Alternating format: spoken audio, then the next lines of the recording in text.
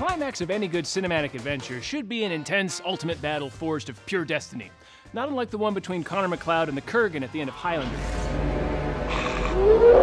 Or the one between Sam Neill and his own face at the end of Event Horizon. But sometimes the final fight winds up being more vaudevillianly one-sided than the Hulk furiously smashing Loki into the floor of Tony Stark's penthouse like a sack of flaming shit that some rascally teenagers left on Bruce Banner's doorstep. The Teenage Mutant Ninja Turtles movie had a greater impact on my childhood than my parents' divorce. The world's most fearsome fighting teens spend 90 minutes beating the shit out of an army of disenfranchised children, building up to a rooftop showdown with the Shredder, one of the greatest villains of contemporary young adult literature. But Shredder handily dismantles the Turtles, like the New England Patriots running practice drills against a high school fencing team, leaving Splinter, the Turtles' dusty old rodent grandfather, to pick up the baton. But Splinter taught them to be ninja teens, so we have every reason to believe that when his fists collide with Shredder's, it should unleash a shockwave of raw power that levels the surrounding brownstones. But what happens instead of that is Shredder pulls his mask off and runs at Splinter, bellowing like John Rhys Davies getting his dick tattooed in a hurricane. Then Splinter judo flips the bladed master of karate darkness straight over the edge of the shitty apartment building, where he gets crushed in the back of a garbage truck like a dead cat.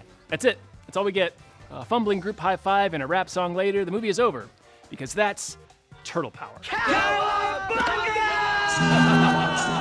After nearly 3 hours of watching Joaquin Phoenix make Russell Crowe's life as shitty as possible by systematically murdering his friends and family, ending Gladiator with an epic sword fight between the two of them seems more than appropriate. But Joaquin sneaks in and mortally wounds Russell before the fight even starts, leaving Russell stumbling around dead on his feet. That's like Ted DiBiase throwing powder into the Macho Man's eyes while the referee's back was turned.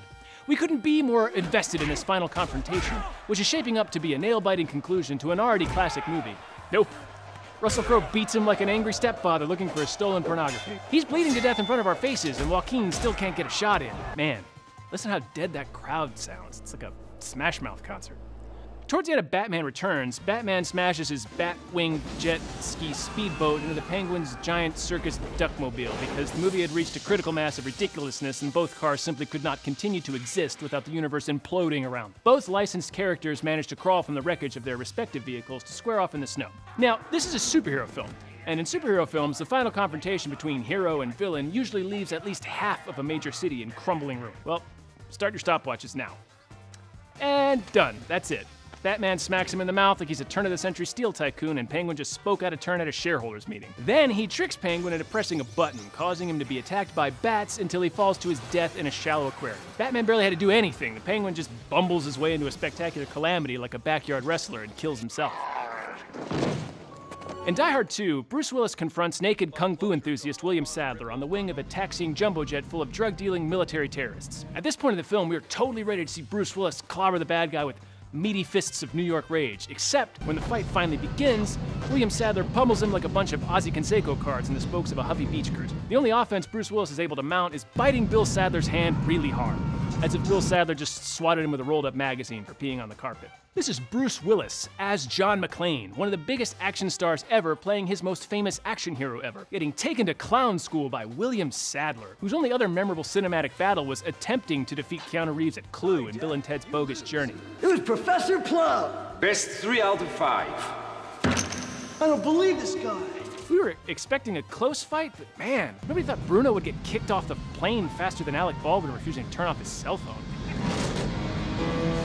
Steven Seagal apparently has some clause in his acting contract that forbids him not only from ever being defeated in a fistfight, but also from ever appearing as if he is at a disadvantage. Consequently, the final confrontations in his Under Siege movies tend to be about as intense as Jason Statham making a 2-year-old sit in the corner for spilling a box of grape juice. In the first Under Siege, Seagal faces off against Tommy Lee Jones in a stolen battleship. Gary Busey assisted in the hijacking by putting on a dress and a pair of giant fake breasts, because this movie is a tarot card reading of every joke I will ever tell. Tommy Lee Jones plays a man that is so dangerous the US government couldn't even manage to assassinate him. But Seagal strolls into the control room of the ship and slaps him around like a goddamn werewolf. That's an eye gouge, a brain stab, and a head electrocution. Any one of those should have been more than enough to dispatch your movie's chief villain, but Seagal cashes all 3 of them in on Tommy Lee Jones like a stack of Wendy's coupons he printed out on the internet. Under Siege 2 forces Steven Seagal to lazily fight his way through a hijacked train until he makes it to the badass mercenary leader, who challenges him to a knife fight. This quickly devolves into Seagal waving his hands around like he just swallowed a bunch of ecstasy at a Daft Punk concert and slapping, literally slapping, the mercenary leader into paralyzing submission before flabbily breaking his neck. He can't even muster up the energy to make a last-minute escape from an exploding train car seem exciting.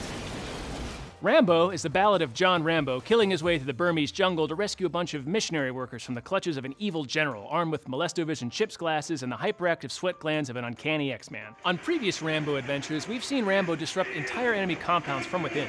So we're expecting a fairly drawn-out sequence of Rambo stealthily creeping his way down to the hostages and getting them clear of danger before shit gets loud. Now picture in your mind the exact opposite of that sentence. That's what Rambo does in this movie. He sprints up to an enemy jeep like he's being chased by a giant scorpion, chops the gunner's head off with one mighty stroke, then turns the vehicle's 50 caliber machine gun on the bad guy's army and kills every single one of them, while howling an unbroken string of Stallone noises, the song of his ancient people. General Rapestash tries to run away, but Rambo teleports in front of him and hacks his stomach open with his rage saber. Because the only way this fight could have been more one-sided is if Stallone was a Tyrannosaurus that was somehow also a wizard.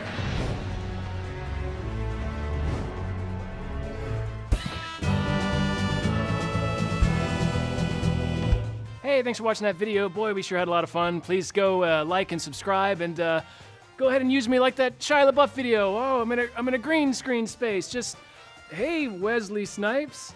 The limit's your own imagination. I could be anywhere.